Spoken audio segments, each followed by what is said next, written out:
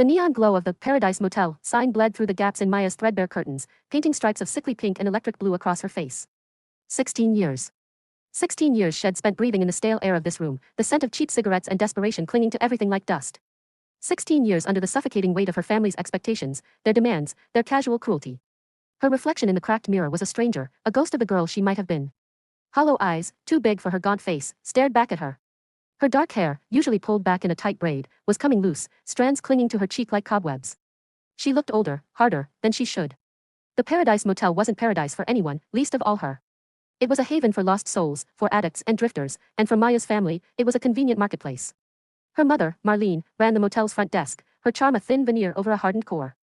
Her stepfather, Victor, was the muscle, the enforcer, the one who made sure everyone stayed in line. And Maya? She was the runner, the discreet delivery service, the one who slipped packets of powder and pills into trembling hands in darkened doorways and shadowed parking lots. The first time they'd asked her, she'd been 12. She remembered the sick feeling in her stomach, the way her hands trembled as she clutched the small plastic bag. Victor had put a hand on her shoulder, his grip surprisingly gentle. "It's just helping people," Maya had said, his voice low and soothing. "They need this. And we need to help them." Shed wanted to believe him. Shed clung to the idea that she was doing something good, something that eased people's pain. But the lie had crumbled quickly, eroded by the desperate eyes, the whispered pleas, the slow, agonizing decline she witnessed firsthand. The money was good, though. Or at least, it was good for Marlene and Victor. It kept the motel running, paid for their habits, and allowed them to maintain a semblance of control. Maya saw none of it. Her share was a bed in a cramped room, scraps of food, and the constant, gnawing fear of what would happen if she disobeyed. Tonight, the air in the room felt thicker, heavier than usual. The weight of the lies, the secrets, the compromises Shed made pressed down on her, suffocating her. She had a delivery to make, a regular customer waiting on the other side of town. But tonight, something felt different. Tonight, the cracks in her carefully constructed facade were widening, threatening to shatter completely. She picked up the small package, tucked it into the pocket of her worn-out jeans. Her hand brushed against something else, something Shed been hiding, something that represented a sliver of hope in the darkness, a crumpled bus ticket to Chicago. Chicago. A city Shed only seen in faded photographs and heard about in whispered conversations. A place where she could be someone else, someone free from the suffocating grip of her family. A place where she could finally breathe. The idea had taken root in her mind weeks ago, a tiny seed of defiance planted in the barren landscape of her life. Shed saved every spare dollar, every forgotten coin, squirreling it away until she had enough for the ticket. It wasn't much, but it was enough to get her started. The fear was a constant companion, a cold knot in her stomach. What if they found out? What if they stopped her? But the fear was slowly being overshadowed by something else, a burning ember of hope, a desperate yearning for a life beyond the Paradise Motel. She took a deep breath, trying to calm her racing heart. Tonight, she would make her delivery. Tonight, she would say goodbye to this life. Tonight, she would take the first step towards freedom. The streets were slick with rain, reflecting the city's neon glow in distorted patterns. Maya walked quickly, her head down, trying to avoid eye contact. The city at night was a different beast, a predatory creature that thrived on secrets and shadows. She knew the route by heart, every alleyway, every shortcut, every darkened doorway. She knew the faces, too, the desperate eyes, the trembling hands, the silent pleas. She was a ghost in this world, unseen, unheard, a silent observer of the city's underbelly. Tonight, however, she felt exposed, vulnerable. Every shadow seemed to hold a threat, every passing car seemed to be following her. Her heart pounded in her chest, a frantic drumbeat against her ribs. She reached the designated meeting spot, a grimy alley behind a bar. A figure emerged from the shadows, his face obscured by the hood of his jacket. It was Benny, a regular customer, a man whose life had been slowly consumed by addiction. He held out a trembling hand, his eyes darting nervously around the alley. Maya wordlessly handed him the package. He fumbled with it, his fingers clumsy and uncoordinated. "Thanks, kid," he mumbled, his voice hoarse. "You're a lifesaver." Maya said nothing. She just wanted to get out of there, to disappear back into the anonymity of the city. As she turned to leave, she heard a noise behind her, a soft thud. She spun around, her heart leaping into her throat. Benny was on the ground, clutching his chest, his face contorted in pain. Two figures emerged from the shadows, their faces hidden by masks. They were big, imposing, their movements fluid and predatory. "What's going on?" Maya stammered, her voice barely a whisper. The figures didn't answer. They moved towards her, their eyes cold and menacing. She knew who they were. They were Victor's enforcers, the ones he used to send a message, to collect debts, to keep people in line. They'd been watching her. They knew. Panic surged through her, a tidal wave of fear threatening to drown her. She turned and ran, her feet pounding against the wet pavement. They were faster than her, though. They gained on her quickly, their heavy footsteps echoing in the narrow alleyway. She could hear them breathing down her neck, their presence a tangible threat. She risked a glance over her shoulder. They were reaching for her, their hands outstretched, their faces masked but their intentions clear. She stumbled, her foot catching on a loose brick. She fell to the ground, scraping her knees and elbows. They were on her in an instant, pinning her to the ground, their weight crushing the air from her lungs. "Where do you think you're going?" One of them snarled, his voice muffled by the mask. Maya struggled against them, kicking and screaming, but it was no use. They were too strong, too experienced. "Let me go," she cried, her voice raw with fear. "Please, just let me go." They ignored her pleas. They dragged her to her feet, their grip tight and unforgiving. "Victor wants to see you," the other one said, his voice cold and emotionless. "He's not happy." They started to drag her back towards the motel, her feet dragging against the pavement. She knew what awaited her there. She knew the price she would pay for her defiance. Despair washed over her, a crushing weight that threatened to extinguish the last ember of hope. Her dream of Chicago, her vision of a new life, seemed to fade away, replaced by the bleak reality of her situation. But then, something flickered within her, a spark of defiance that refused to be extinguished. She might be trapped, she might be scared, but she wasn't broken. She wouldn't give up. She dug her heels into the ground, refusing to move. She screamed, her voice echoing through the alleyway. "Help me!" she cried. "Somebody, please help me!" Her cries were answered by silence. The city swallowed her voice, indifferent to her plight. Just when she thought all hope was lost, she heard a sound, a faint but distinct sound, the screech of tires. A car careened into the alleyway, its headlights blinding. The figures holding her flinched, momentarily distracted. It was enough. With a burst of adrenaline, Maya wrenched herself free. She stumbled backwards, away from her captors, towards the light. The car screeched to a halt, its engine roaring. A figure emerged from the driver's seat, a figure she recognized. It was Sarah, a girl she'd gone to school with, a girl who had always been kind to her, a girl who had seen beyond the surface, beyond the reputation, beyond the shadows. "Maya!" Sarah cried, her voice filled with urgency. "Get in. Now!" Maya didn't hesitate. She scrambled into the car, slamming the door shut behind her. Sarah slammed the car into gear and sped away, leaving the alleyway and the figures behind. Maya leaned back against the seat, her body trembling, her breath coming in ragged gasps. She was safe. For now. But she knew this was just the beginning. She knew that Victor wouldn't let her go easily. She knew that she was in for a fight. But she also knew that she wasn't alone. She had Sarah. And that was enough to give her hope. The car sped through the city streets, weaving through traffic, leaving the Paradise Motel and the darkness behind. Maya watched the city lights blur past, a kaleidoscope of colors reflecting her turbulent emotions. Sarah drove in silence, her eyes fixed on the road, her hands gripping the steering wheel tightly. She knew better than to ask questions. She could see the fear in Maya's eyes, the trauma etched on her face. Finally, when they were far enough away, when they had reached the outskirts of the city, Sarah pulled the car over to the side of the road. She turned to Maya, her expression filled with concern. "Are you okay?" she asked, her voice soft and gentle. Maya shook her head, tears streaming down her face. "I don't know," she sobbed. "I don't know what to do." Sarah reached out and took her hand, her touch warm and reassuring. "You're safe now," she said. "You're with me. We'll figure it out." Maya clung to Sarah's hand, drawing strength from her presence. She told her everything, about her family, about the drugs, about her plan to escape to Chicago.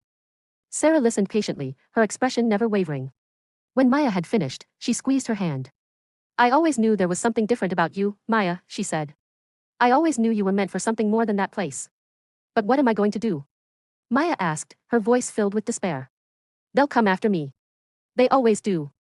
"Well, go to the police," Sarah said. "Well, tell them everything." Maya hesitated. She'd never trusted the police. In her world, they were just another arm of the system, another force to be feared. "I don't know," she said. "I don't think they'll believe me. It's my word against theirs. And they have money, they have influence. We have to try," Sarah said. "We can't let them get away with this." Maya knew Sarah was right. She couldn't keep running forever. She had to face her demons, to fight for her freedom. "Okay," she said. "Let's do it." They drove to the nearest police station and told their story. The officers listened attentively, taking notes, asking questions. They seemed skeptical at first, but as Maya and Sarah recounted their experiences, their demeanor changed. They saw the fear in Maya's eyes, the sincerity in her voice. They believed her. They launched an investigation, raiding the Paradise Motel, arresting Marlene and Victor and their enforcers. They found evidence of drug trafficking, money laundering, and other crimes. Maya and Sarah were placed in protective custody, safe from retaliation.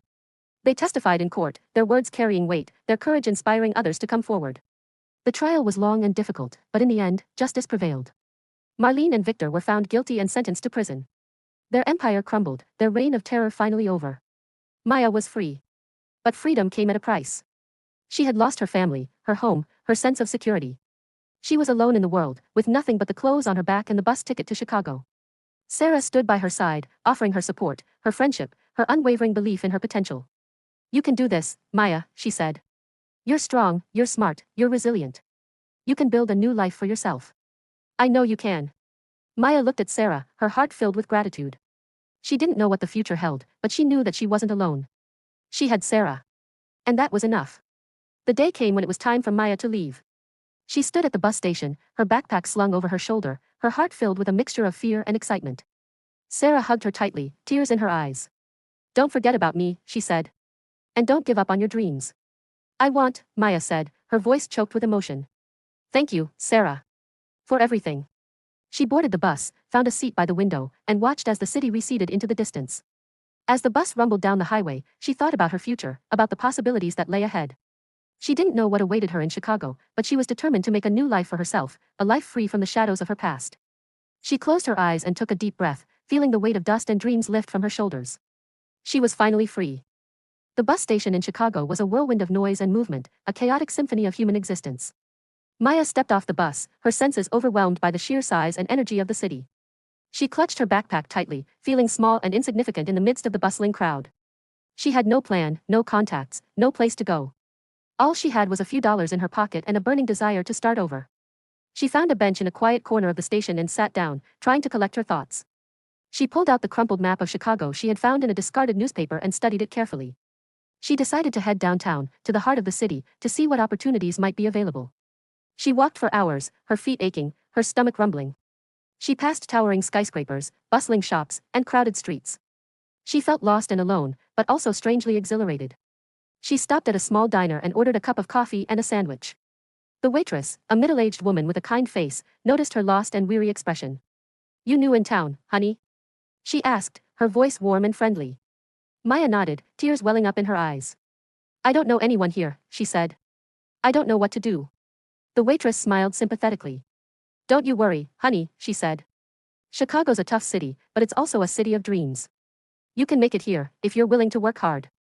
She gave Maya some advice, telling her about cheap hostels and job opportunities. She even offered her a temporary job washing dishes at the diner. Maya was overwhelmed by her kindness. She accepted the job gratefully, her hope rekindled. She spent her first few weeks in Chicago working at the diner, saving every penny she earned. She found a room in a rundown hostel, sharing it with several other young women who were also trying to make a new life for themselves. She enrolled in a GED program, determined to finish her education.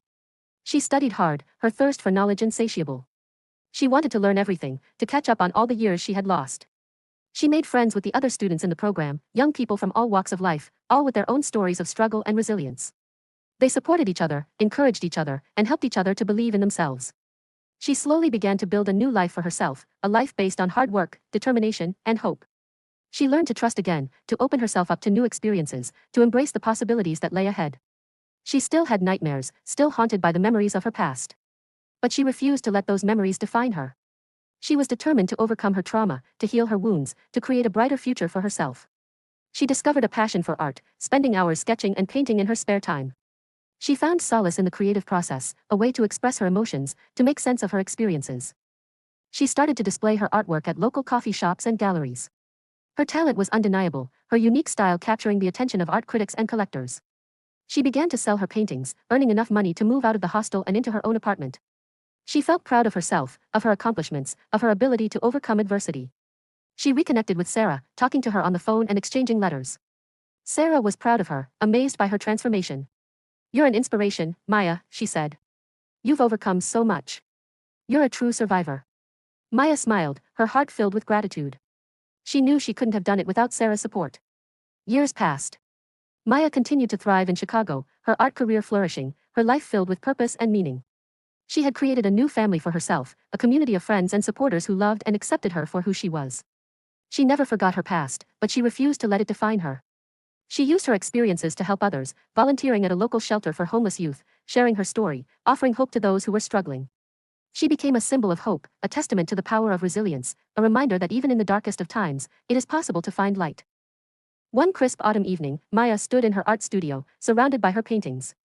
The room was filled with color and light, a vibrant reflection of her inner world. She was preparing for her biggest exhibition yet, a showcase of her life's work, a culmination of her journey from darkness to light. She looked at her paintings, each one a chapter in her story, each one a testament to her strength and resilience. She saw the pain, the fear, the despair, but she also saw the hope, the love, the joy. She thought about her family, about Marlene and Victor, about the choices they had made, about the lives they had ruined. She felt a pang of sadness, but also a sense of forgiveness. She realized that they were victims too, trapped in a cycle of abuse and addiction. They had made mistakes, terrible mistakes, but they were also human beings, deserving of compassion. She had forgiven them, not for their sake, but for her own. She had released the anger, the resentment, the bitterness that had been poisoning her soul. She had chosen to move forward, to focus on the present, to create a brighter future. She received a letter from Marlene, who was still in prison. Marlene expressed remorse for her actions, acknowledging the pain she had caused Maya. She asked for forgiveness, but didn't expect it. Maya wrote back, offering her forgiveness. She told Marlene about her new life, about her art, about her happiness. She offered her hope, a glimpse of the possibilities that lay beyond the prison walls. She didn't know if Marlene would ever change, but she knew that she had done her part. She had extended a hand of compassion, a gesture of healing. She looked at her paintings, her eyes filled with tears. She had come so far, overcome so much. She was no longer the scared, lost girl who had run away from the Paradise Motel. She was a strong, confident woman, a successful artist, a survivor. She had found her voice, her purpose, her place in the world. She had created a new life for herself, a life filled with love, joy, and meaning. She was grateful for every challenge, every obstacle, every setback she had faced. They had made her stronger, more resilient, more compassionate. She knew that her journey was far from over, that there would be more challenges ahead. But she was ready. She was prepared to face whatever life threw her way. She had learned to embrace the darkness, to find the light within herself, to create beauty from ashes. She was Maya, the girl who had escaped the Paradise Motel, the girl who had found her paradise in Chicago. She was a survivor, an artist, a beacon of hope. And she was finally, truly free. The exhibition was a resounding success. People from all over the city came to see her artwork, to hear her story, to be inspired by her resilience. Maya stood proudly among her paintings, her heart filled with joy. She had come a long way, from the shadows of the Paradise Motel to the bright lights of Chicago. She had finally found her place in the world, her purpose, her voice. And she was ready to use it to make a difference, to inspire others, to spread hope and healing. As the night drew to a close, she looked out at the crowd, her eyes filled with gratitude. She had made it. She had survived. She had thrived. She was Maya, the girl who had escaped the darkness and found her own paradise. And her journey was just beginning.